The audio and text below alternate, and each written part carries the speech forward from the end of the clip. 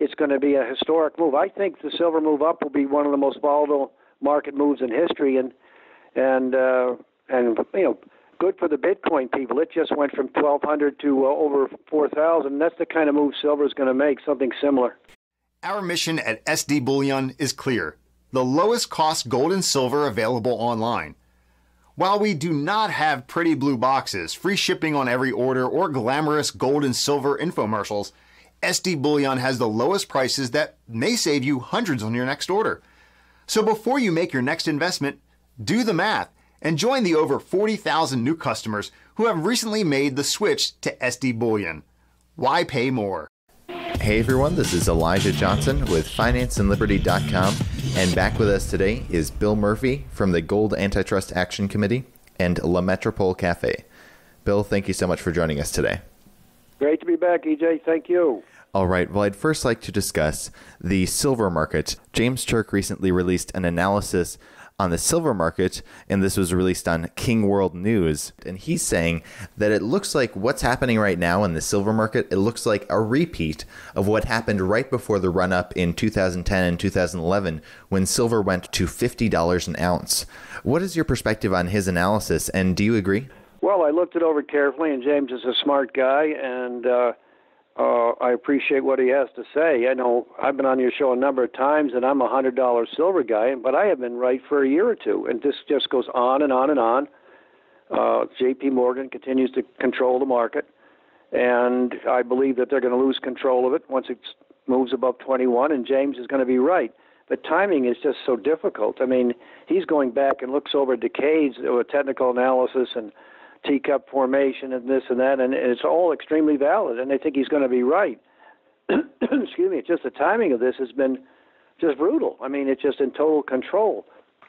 The one thing I can say, if I can add something to bring something to the party here, is that the open interest in silver, which has been historically extremely high, above 200,000, is been contracting of late, and then the high open interest on the COMEX, which is the number of shorts and longs, to me represents J.P. Morgan and their associates' control over the market.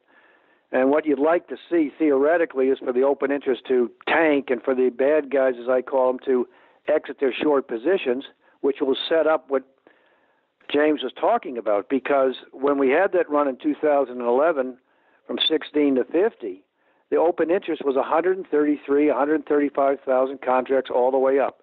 J.P. Morgan either let the price go up or were forced to let it go. And that's what we want to see again, so this nonsense will end. I mean, $17 silver in this day and age with other asset prices where they are is ridiculous.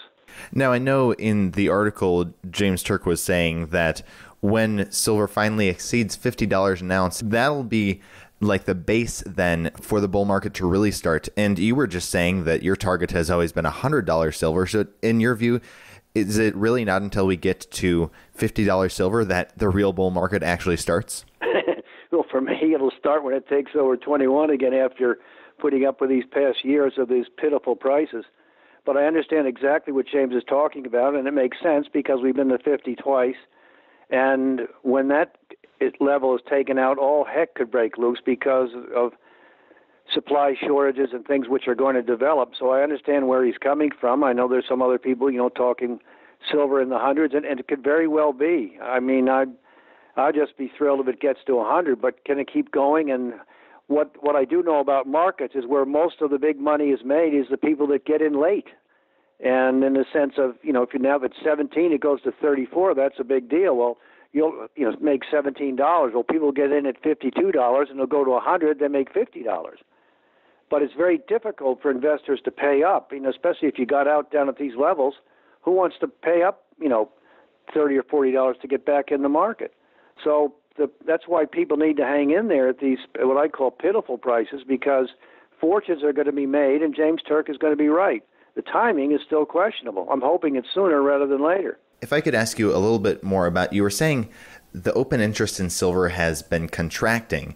For our viewers who aren't too, market savvy, can you explain a little bit more about what that means and why that is bullish for silver? Well, again, the open interest is the number of longs and shorts in a market, and for silver, it's been above 210,000 for some time now, and made a all-time high of 234,000 last year, and the all-time high was 192,000 contracts.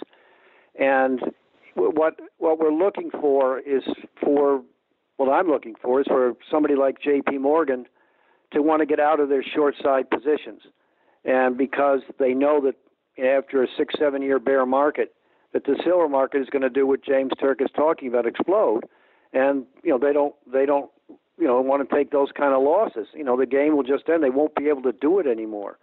And there's been a lot of talk over the years about J.P. Morgan's visible cash position on the COMEX and silver, number of ounces and so on, but it hasn't meant a thing in terms of the price action. And what we want to see is the bad guys, as I call them, hit the wall where they just can't stop the price anymore. And again, you go back to what James is talking about, it's going to be a historic move. I think the silver move up will be one of the most volatile market moves in history, and good for the Bitcoin people. It just went from 1,200 to over 4,000. That's the kind of move silver is going to make, something similar. Now, what are you seeing in the gold market right now? Well, we know that the gold cartel, as I call it, is doing everything they can to stop gold from taking out psychologically important $1,300 level. The open interest in gold, unlike silver, has exploded to over 500,000 from below 400,000, which means they're selling and selling and selling to prevent the price from going to where it should. And they've been doing this ring around the rosy thing forever, but at some time it's going to overpower them. But we haven't reached that stage yet, and they can stop the market when they feel like they need to. Now, you were recently on Gold Seek Radio, and you were talking about how the cartel is losing control and that the end of the manipulation could come as early as this fall. Well, it's a hope trade on my part, surely. But, what the reasons for gold and silver just to take off are just keep building and building, and they've been negated by what the gold cartel, the bullion banks and the U.S. government and others are doing to stop it. Eventually, it's going to overpower them, where the physical market demand for owning gold and silver will just make it impossible for them to keep the prices down here.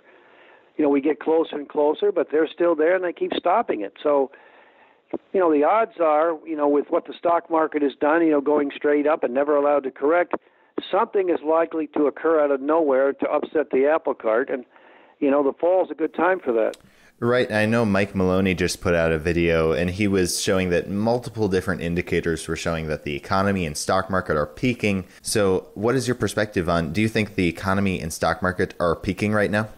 Well, there's all kinds of talk from that in our camp, and it never seems to happen. I understand it because I think things are far worse than the establishment is letting on and the press reports. So I can understand where Mike comes from on that, and it's just a question of when you look for signs that the people in control of the market, and the stock market is the counterparty risk management policy group and the plunge protection team. They make sure there's never any corrections.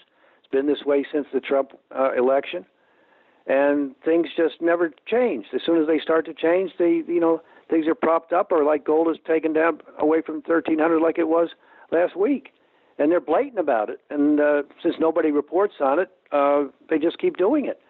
But, I can see where it could happen, and it'll probably happen out of nowhere and be dramatic because, again, it will overpower them, and it'll be something to behold.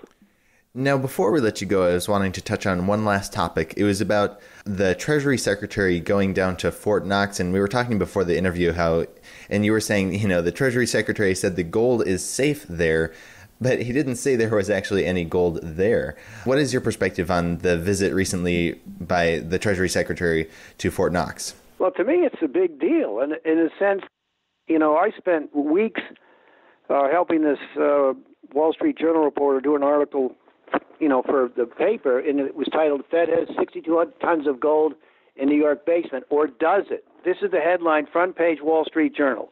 This was on the 11th of August. And just coincidentally, after the first time in something like 73 years, the Treasury Secretary makes a trip to Fort Knox and then puts it out, got all kind of coverage yesterday afternoon.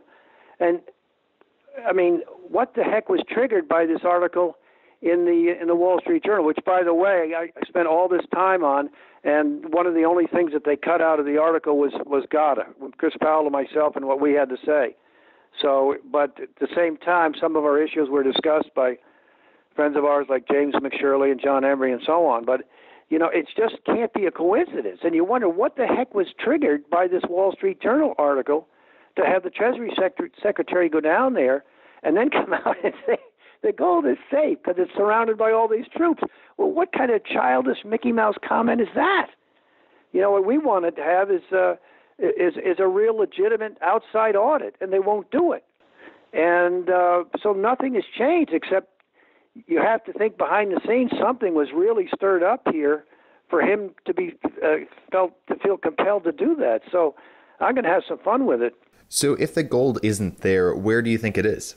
Well, it's a long story to get into, but basically they were supposed to have 8,135 tons of gold, and we don't know what is there or not, but we believe a lot of it has been swapped with other countries and sold, because basically we're not supposed to sell our gold, but we could sell somebody else's gold in the terms of gold swaps and so on. So we think it's been compromised in many ways, and that basically the central banks, which are supposed to have 30,000 tons of gold, probably have nowhere near that, probably have something like 10,000 tons of gold. We've covered that from the GATA camp standpoint for nearly 2 decades now, and we just don't know what kind of physical gold that the United States has in its possession, how much of it has been compromised. And they refuse to do an audit, and they refuse to answer any questions about it on the record. And it's such a sensitive subject, the reporters won't even ask the Fed or Treasury these questions to go on the record about what is the status of our physical gold. So people don't really understand this, but it's a big, big deal. And as Chris Powell, my colleague, says, the United States would rather disclose our nuclear secrets than our gold secrets. All right. Well, Bill Murphy, thank you so much for joining us today. Before we let you go, did you want to share with the viewers any last thoughts you had and where they can find you online? Well, Chris Powell, go to www.gata.org, and he puts out stuff all the time that's good and really good. And I have La Metropole Cafe, which I've been doing for nearly 20 years, and people can sign up for a 2-week free trial and see if it's of value. Once again, Bill Murphy, thank you so much for joining us today. Thank you, AJ. Anytime.